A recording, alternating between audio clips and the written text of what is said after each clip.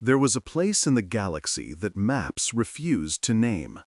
A black stretch of sky where light went thin, where gravity wells sang false notes, and where explorers who entered never sent word again. The Terran border. No one knew where it began or ended, only that every attempt to chart it ended in silence. It wasn't marked by planets or patrols, no fleets guarded it, no stations blanked on its edge.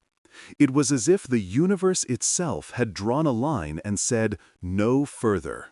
To the younger civilizations of the Orion Arm, it was little more than a myth, a bedtime story told to frighten pilots into respecting jump limits. But to the elder races, the ones who remembered the Great Collapse and the age of the human wars, it was a scar left by something too powerful, too furious, to ever truly die. Humanity. The Terrans had risen from a death world that most species would have considered uninhabitable. Their world's gravity was crushing, their atmosphere volatile, their biosphere hostile. And yet they had thrived there, forged by constant struggle into something the rest of the galaxy couldn't quite understand. They were fragile in flesh, but unbreakable in will. The last time the galaxy saw them, humanity had already reached beyond their limits. They had mastered faster-than-light travel before anyone else, built war machines that could dismantle moons, and burned entire star systems to ash in wars that historians still couldn't fully explain. Then, one day, they simply vanished. No ships, no colonies, no transmissions, just silence. Absolute and infinite. Empires rose and fell in the centuries after. Their ruins were scavenged, their relics studied, but none ever found a living human.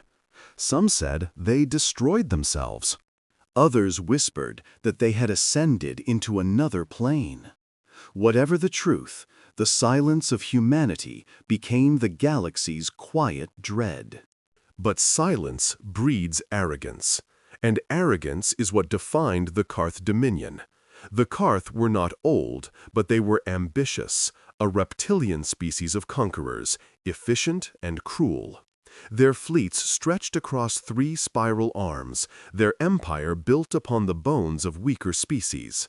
Their ruler, Lord Vekroth, was a creature of pride, a warlord who believed that anything unknown was simply undiscovered, anything forbidden simply unconquered. When his explorers presented him with ancient Terran charts that ended at the same nameless expanse, black, uncharted, avoided by all, he laughed. "A border?" he said before the High Council. "No, my friends, it is a void waiting for a flag." The chamber erupted in cheers. For the Karth, to claim the unclaimed was the ultimate mark of power.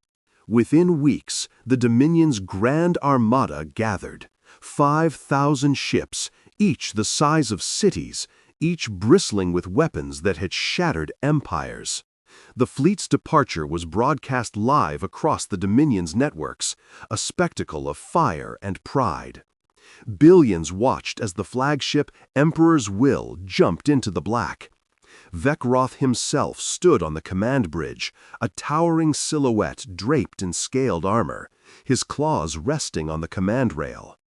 "The humans are myths," he said to his sub-commanders, "ghosts that haunt the cowardly. Today, we erase their memory from the stars."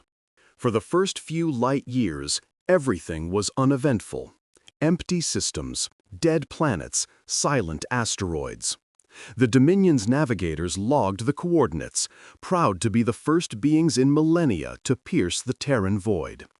The fleet mocked the myths as they advanced, recording victory speeches, broadcasting propaganda back to the Empire. "The border is nothing but superstition," said Vekroth to the galactic audience. "Humanity is dust." But the deeper they went, the less the universe obeyed its own laws. First came the small things.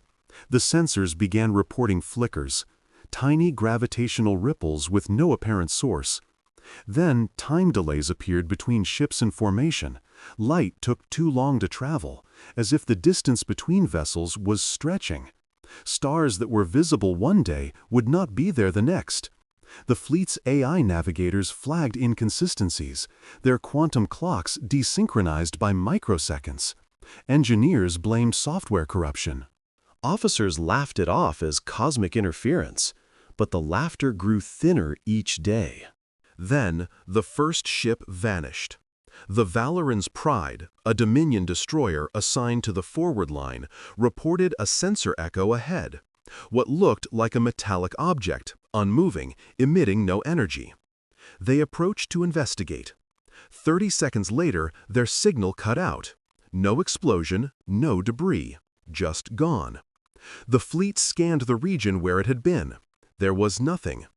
Even the space it had occupied seemed off, like a tear in gravity itself. The Dominion's admirals ordered silence on the incident, erasing the record from their data logs, but the whispers spread. When a second ship disappeared the next cycle, panic began to bloom. Vekroth called an emergency assembly. "You will not speak of ghosts," he growled to his officers.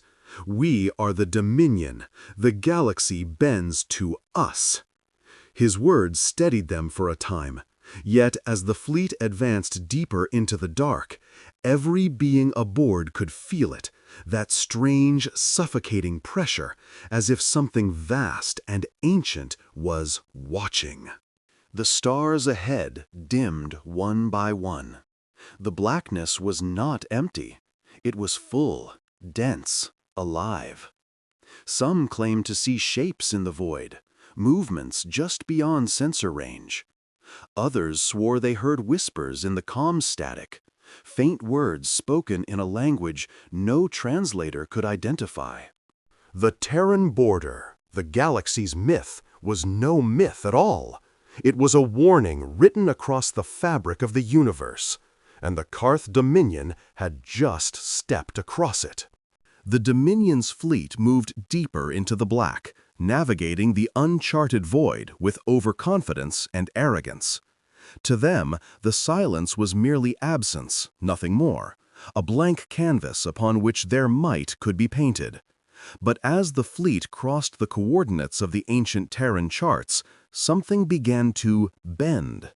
Instruments flickered, gyroscopes spun erratically, and light behaved inconsistently. The crew initially dismissed these anomalies as cosmic interference, gravitational eddies, or temporal distortions, but the anomalies grew sharper, more deliberate.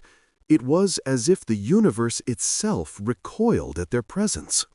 The first tangible sign appeared in the Theta 9 system. A solitary yellow star, previously catalogued as ordinary, now flickered inconsistently. Its planets were barren, lifeless, yet orbiting in precise, almost ceremonial patterns. The Dominion science ships approached with cautious curiosity, scanning the star's emissions. The readings were impossible. The star's mass remained unchanged, yet its light output decreased exponentially, until finally the star vanished entirely. No explosion. No collapse into a black hole. Simply gone. The void replaced it, smooth and unbroken. The system's gravitational center was empty. Vekroth, the Dominion commander, was the first to realize the severity of the event. Standing on the bridge of his flagship, he felt the instinctive unease ripple through his fleet. "Status report," he demanded, though the words felt hollow in the oppressive silence. Sensors flickered on and off, but no data could be reliably transmitted. The engineers insisted it was a technical failure, but even the redundancy arrays experienced the same loss. It was impossible, yet undeniable. The star had ceased to exist. Then came the signal. It was not radio. It was not subspace. It was not electromagnetic, quantum, or otherwise detectable. It was thought. It resonated in every mind aboard the Dominion ships, a presence that bypassed communication protocols entirely. Every officer, every crew member experienced it as an intrusion into their very consciousness. The words were simple, deliberate, and unmistakably human. "You have crossed the Terran border." The Dominion laughed at first. A mind-transmitted warning? Preposterous. Vekroth ordered scanners to locate the source, to trace the transmission back to some hidden ship, some advanced cloaked drone. But every calculation failed. Every sensor returned null readings. Space itself was no longer behaving like space. Dimensions folded, probabilities collapsed, and navigation grids warped like wet paper. The fleet was trapped in an invisible cage, a dark labyrinth of non-existence. The engineers attempted manual jumps. They tried to override navigation systems, to force hyperspace coordinates and escape the creeping void. Nothing worked. Every calculated path folded back onto the same dead system. Desperation began to poison the ranks. Officers screamed, blaming one another for what could not be explained. "Do you hear that?" whispered an ensign, pointing at the flickering void. The sound, a vibration low in tone and almost alive, grew louder, thrumming through hulls and shaking decks. Ships began to drift out of formation, their engines warping and pulsing as if being absorbed into the darkness itself. Then movement appeared. Not from within the Dominion fleet, but beyond. At first it was subtle, a shimmer, like a mirage, barely perceptible. Then more pronounced shapes emerged, dark silhouettes moving against the black background. Angular, precise, and utterly silent. Human, or something that had once been human. The fleet bristled, weapons online, sensors frantic. But when the Dominion ships fired, the munitions never reached their targets. The humans were not evading, they were everywhere at once, bending space to appear wherever the Dominion feared to look. One vessel appeared behind, another beside, another seemingly inside the flagship's bridge. It was impossible, defying all logic and physics. Vekroth ordered concentrated fire, using the full armament of the fleet. Plasma lances, neutron torpedoes, antimatter cannons, everything was unleashed. The human ships didn't dodge. They absorbed, redirected, and collapsed the energy back into the void, neutralizing every attack without visible damage. One beam even reflected into the Dominion's own formation, erasing 2 destroyers in an instant. The void was no longer just a boundary. It was a weapon. The Terran border was alive. It responded. And then came the silence. The first casualties were the forward scouts. They vanished without a trace, leaving no wreckage, no pulse, no signal. The Dominion's flagship reported the disappearance of 5 cruisers, then 10. Panic spread like a contagion. Officers attempted to coordinate defensive maneuvers, but reality itself refused to comply. Instruments became useless, weapons jammed, communications broke down. The fleet, so proud and disciplined, became chaos incarnate. Vekroth realized the magnitude of their mistake. They were not fighting humans. They were fighting the laws of existence that humanity had bent to their will. Finally, a single Terran vessel detached from the cluster of shadows. Small, utilitarian, almost humble in its design. Its hull bore the name TSS Epitaph. The name struck terror into the Dominion crews. It was the dreadnought lost during the Orion campaign millennia ago, the ship that had been reported destroyed in humanity's final war. And yet it existed, perfectly intact, orbiting a system where the star itself had been obliterated. Its surface pulsed with energy beyond comprehension. Dimensions folded around it. Gravity twisted and rebounded. It was not a ship. It was a singularity of human will. a manifestation of centuries of evolution and ingenuity. Vekroth could only watch, paralyzed. His entire fleet was being methodically erased, dismantled, and consumed, not by conventional weapons, but by a human intelligence that bent the cosmos itself. Each crew member felt the presence of the humans not as adversaries, but as an omnipresent consciousness, aware of every thought, every fear, every desperate command. The Dominion's arrogance dissolved under the weight of something far older, far deadlier than they could imagine. Humanity, not just alive, but absolute. The first light years of the Terran border had shown them a warning. The Theta 9 system had been the first casualty, and the Dominion now understood, too late, that this was only the beginning. Humanity's silence had always been dangerous, but the Terran border, it was lethal. It was a cage, a weapon, a judgment. And for the Karth Dominion, the stars themselves had turned against them. The TSS Epitaph moved closer. Vekroth tried one last order. Jump to hyperspace, flee, anything, but even the void refused. And in that moment he felt it. Not heat, not pressure, not force. Something older than the Dominion, older than the galaxy itself, whispered through the emptiness. You entered our domain. You will not leave it alive. The Dominion's pride shattered. Their ships were gone, their crews erased. And the Terran border waited, patient and eternal, as humanity finally revealed that it was never truly gone. The black expanse before the Dominion fleet was no longer empty. From the depths of the void, tiny flickers of light appeared. First one, then dozens, then hundreds, glimmering like distant stars, yet moving with a precision and intent no natural phenomenon could produce. The Karth Dominion had faced countless threats.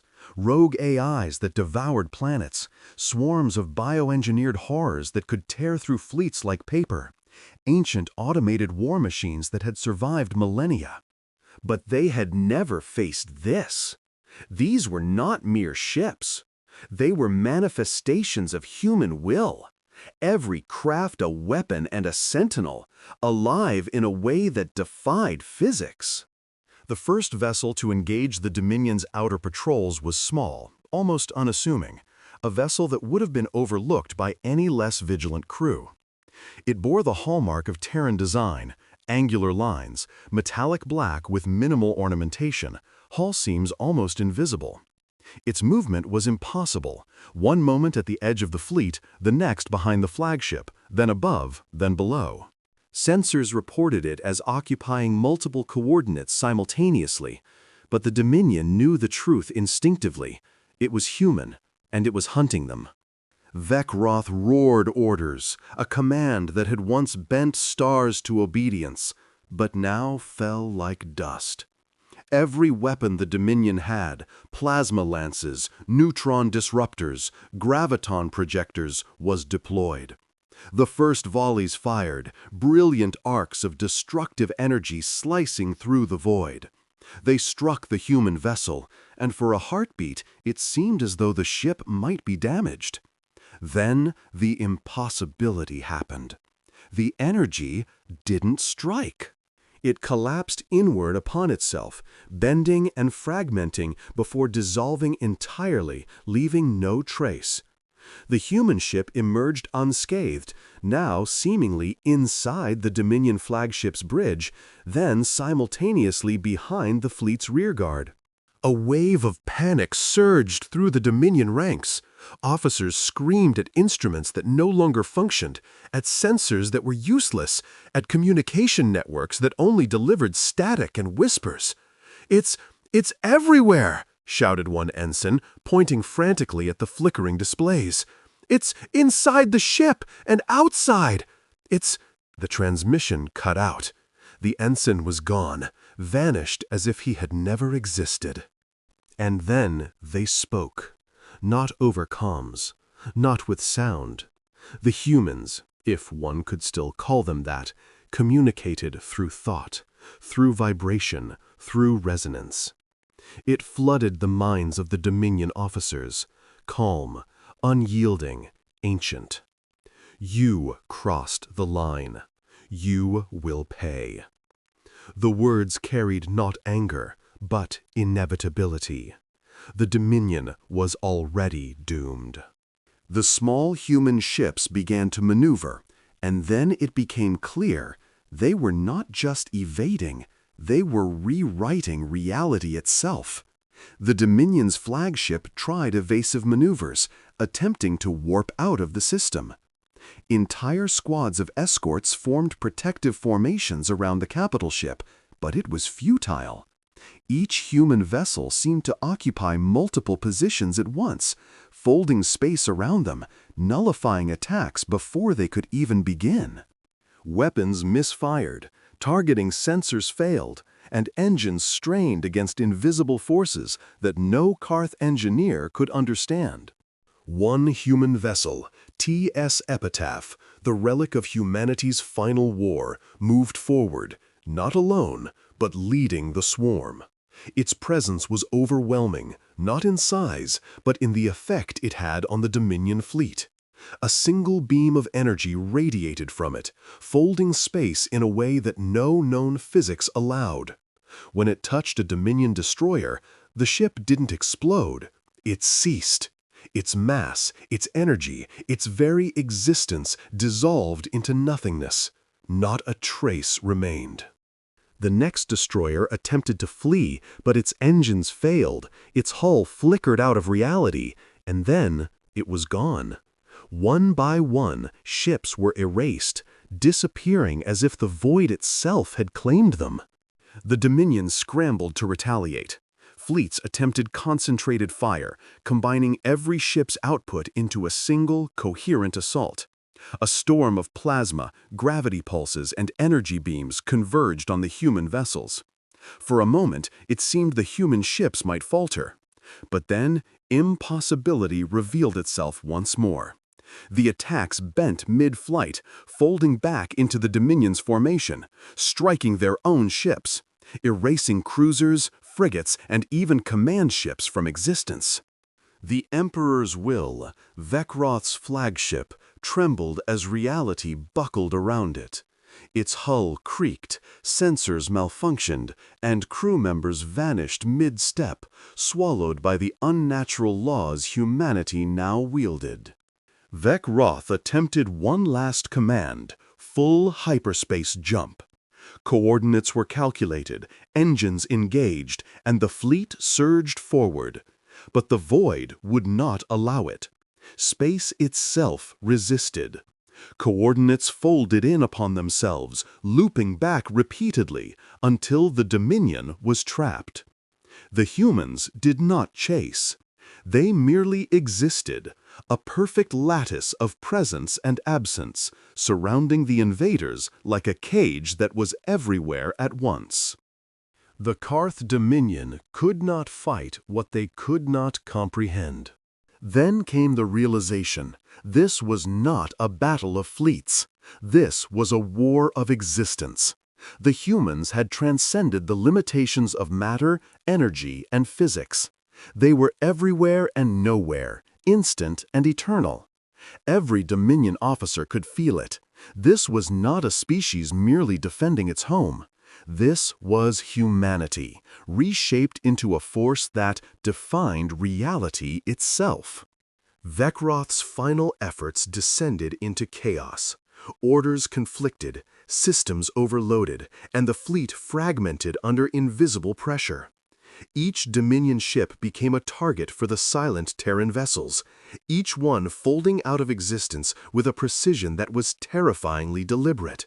The void hummed, resonated, and pulsed with the rhythm of human will, erasing arrogance, pride, and ambition along with the fleet itself. By the end of the engagement, what remained of the Dominion was no more than scattered fragments, drifting in the dead system like debris in a silent storm. Sensors reported nothing, comms transmitted only emptiness. The humans had not destroyed the fleet, they had unmade it. Every starship, every crew, every trace of the Karth Dominion in that system had been wiped clean, leaving no evidence, no survivors. The TSS Epitaph and the silent fleet hovered for a moment, as if surveying the result of their work. There was no celebration, no noise, no chaos, just stillness, absolute and unbroken. The human silence was their weapon, their patience, their judgment, their mastery of reality itself. The Dominion had encountered none of it until it was too late. In the wake of the destruction, the Terran border remained unchanged and eternal. It was no line of rocks, no patrol zone, no mere frontier. It was a living boundary, a law, a cage woven from the very fabric of existence. Humanity did not need to chase the Dominion. The Dominion had entered their domain, and in doing so, they had signed their own erasure. The galaxy would remember that day in whispers, in legends, and in fear. Humanity had returned, not as conquerors, not as aggressors, but as arbiters of reality itself.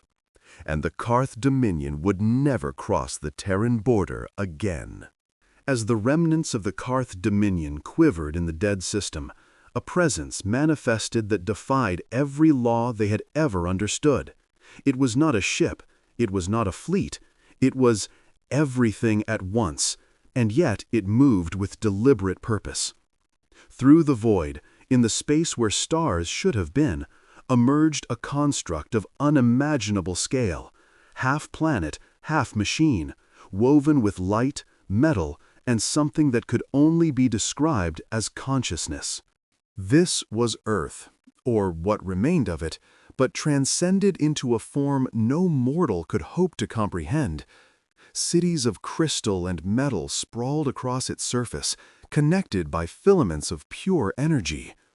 Oceans shimmered with wavelengths unseen by any known sensor. Atmospheres folded over themselves, simultaneously existing and not existing. And at its center, a pulsing core radiated thought, awareness, and will. The Karth could sense it even from the edge of the dead system. It was alive. It was human. And it was God. Vekroth, the once proud lord of fleets and empires, felt his claws shake on the command rail. "Impossible," he whispered. His voice carried through the bridge, mingling with alarms and failing sensors. The core's energy extended tendrils of influence into the void, bending gravitational fields, warping space-time, and disassembling matter. Entire Dominion ships flickered between existence and nothingness as they approached.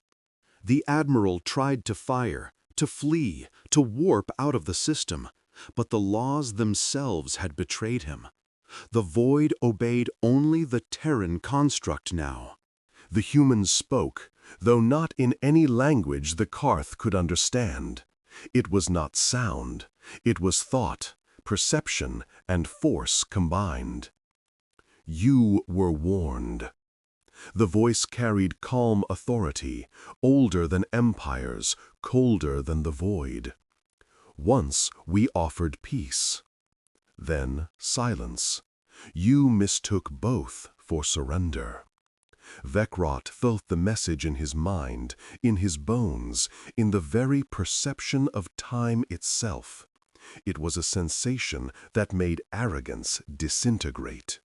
Humanity had transcended their physical forms. They were no longer limited by ships, weapons, or even linear time. They were the law of their border, and now Vekroth's fleet was trapped within that law. A storm of impossible energy radiated outward from the core. Light bent backward, traveled faster than thought, and struck the Dominion fleet with the precision of a predator that knew its prey intimately. Weapon systems overloaded, drives failed, and hulls vanished into nothingness, not with fire or explosion, but with absence. The fleet's flagship, the Emperor's Will, quivered as reality itself unraveled around it. Officers disappeared mid-command. Their screams never reached anyone because there was no one to hear them. Vakroth realized, in the last moments of his consciousness, that this was not battle, it was judgment. Humanity had never fought them. They were simply the mechanism by which the Dominion's trespass was erased. The smaller human vessels, the Silent Fleet, moved as extensions of the core, each one a node of will, bending physics to execute the impossible. They did not chase. They did not hunt in the conventional sense. They simply were, omnipresent and inevitable. One such vessel approached the Emperor's Will, not with weapons, but with intent. A beam of energy lanced through the flagship, not to destroy, but to nullify, and the Karth crew ceased to exist. The flagship's hull, its systems, its very history, dissolved into nothing. Vakroth's final thought, fleeting and impotent, was not of fear. It was confusion. He could not comprehend the scale, the intelligence, the patience, and the precision of these humans. He had fought countless wars, razed civilizations, torn apart planets, and yet he had never seen an enemy who bent reality itself with such effortless inevitability. The core pulsed again, and the remaining ships of the Dominion found themselves caught in waves of unseen energy that folded their existences, collapsing time around them, disassembling their molecules, and erasing them as if they had never been. It was in these moments that the Karth understood the truth of humanity. They had not only survived the collapse of their homeworld, the wars of extinction, and the silence of the galaxy, they had mastered it. Humanity had not merely adapted to the cosmos, they had rewritten it to their will. The Terran border was not a boundary. It was a law enforced by a species that had evolved beyond conventional existence, and any who dared trespass it were judged accordingly. The construct itself began to rotate slowly, surveying the system, observing what remained of the Dominion. Vakroth's consciousness, fragmentary and fading, glimpsed a landscape of impossible cities and energy highways, each vibrating with intelligence. He realized, too late, that the human silence had been preparation. The Terrans had waited for the precise moment when an arrogant species would overstep, and now the galaxy would witness the consequences. From the void surrounding the core, more signals emerged. Not commands, not warnings, but awareness. Every Dominion officer, every surviving AI interface, every remaining consciousness caught in the system felt the undeniable weight of humanity's omnipresence. Their pride, their arrogance, their knowledge, all dwarfed by the silent, eternal patience of humans who had transcended mortality and physics itself. And then, as the last Karth ship flickered on the edge of non-existence, the core spoke once more, in a voice that resonated across space and mind alike. You trespassed.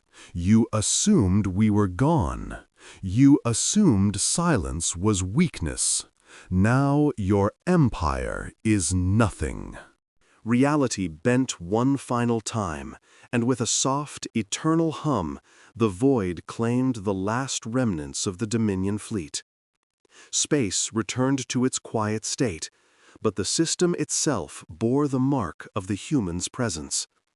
Stars, planets, and matter in the immediate region had shifted subtly, as if acknowledging the power that had just exercised judgment upon them.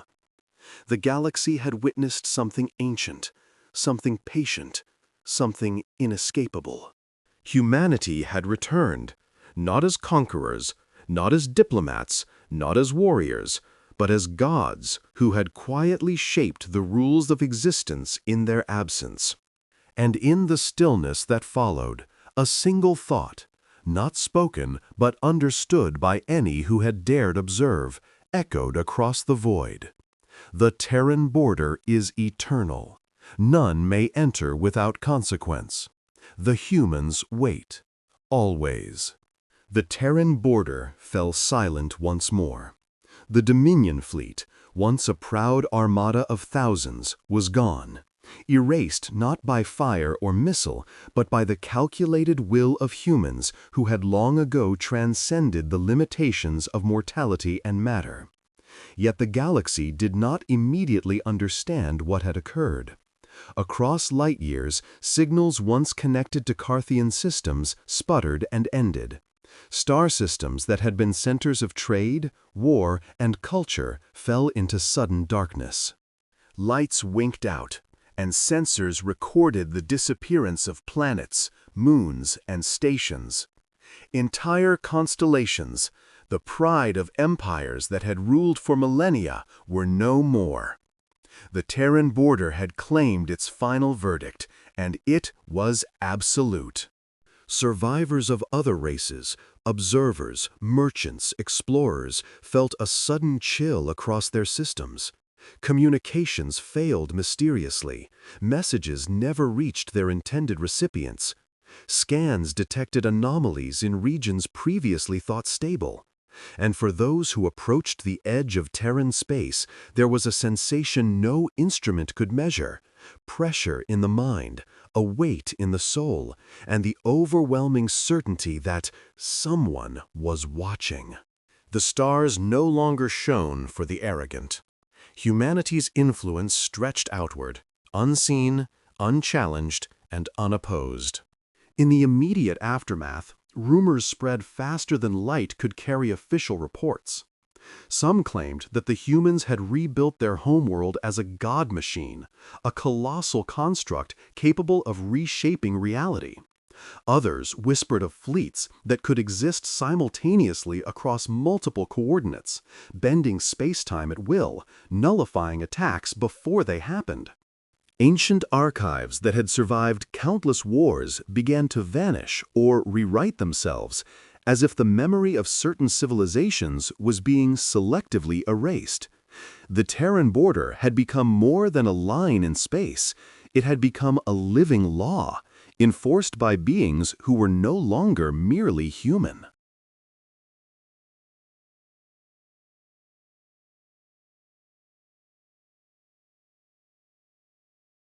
The Carth Dominion, once feared as a galaxy-wide empire, was reduced to a myth. To the rest of the galaxy, the sudden silence of their systems was inexplicable. Trade routes adjusted, empires recalculated power, and once powerful fleets were found adrift, their crews gone without trace. The stars themselves had become unreliable markers of stability. Where once constellations guided navigators, now there were regions where light behaved inconsistently, where entire systems could vanish overnight. Every species learned, slowly, that crossing the Terran border was not a challenge, it was a sentence. Yet humanity did not broadcast its presence. Their silence remained unbroken. Across countless light years, the humans observed from beyond the void, patient, eternal. They had not needed to fight every battle. They had only needed to exist in a form that no other civilization could comprehend, a form that made every act of aggression against them an exercise in futility. The galaxy began to speak of the Terran border in hushed tones, not as a frontier, but as a divine warning. It was said that the humans had mastered physics, mastered time, mastered life and death itself. To trespass was to invite erasure. To provoke was to risk annihilation. Legends formed rapidly, stories told of explorers who dared to cross the edge, only to vanish without a trace. Tales of merchant convoys that drifted too close, only to hear whispers in static, voices repeating a single word: border. Scientists who studied anomalies reported impossible patterns, energy fields that responded to thought, coordinates that folded back upon themselves, and the faint, unmistakable resonance of intelligence older than any empire. Some civilizations, once skeptical of human capabilities, finally understood the truth. Humanity had never been merely a species. They were a force, an eternal sentinel, a law imposed upon the cosmos. Centuries passed, and the galaxy adjusted. Civilizations rebuilt, borders shifted, empires arose and fell. Yet none dared to map the Terran border fully. Explorers approached it, only to turn back when ships' instruments failed, or when faint shadows of impossible shapes were glimpsed beyond the edge of detection. The memory of the Karth dominion lingered as a warning. A species that once ruled through arrogance, pride, and fire, now reduced to silence and absence. And everywhere, in every system near the void, the whispers persisted, faint but undeniable. The humans watch, always. The Terran border became a myth renewed, but no longer one of fear or superstition. It was law. Entire species recalculated strategies, commerce, and politics to avoid provoking an unseen force that could unravel their very existence. The humans had not needed to conquer worlds. They had simply ensured that no one could challenge them, that the galaxy would bend, not through war, but through the quiet inevitability of their presence. And so, in the stillness of space, the stars that once shone for the Dominion and other ambitious empires now only shone for those who respected the Terran border. Systems aligned themselves around the void as if instinctively. Empires redrew their maps, and the galaxy learned patience. Humanity remained unseen, quiet, eternal, guarding the border not with fleets or weapons, but with the mastery of reality itself. In every whispered legend, in every frightened transmission, in every abandoned system, the truth became clear. The humans were not just a species. They were an order. They were a judgment. And any who dared cross the Terran border would find that their stars no longer shone. The galaxy obeyed, the silence endured, and humanity, ever watchful, waited beyond the void, eternal and unchallenged. The Terran border had spoken, and the universe obeyed. The stars that died served as a warning, a testament to human patience, power, and inevitability. No fleet would ever dare cross that line again. No civilization would forget the lesson.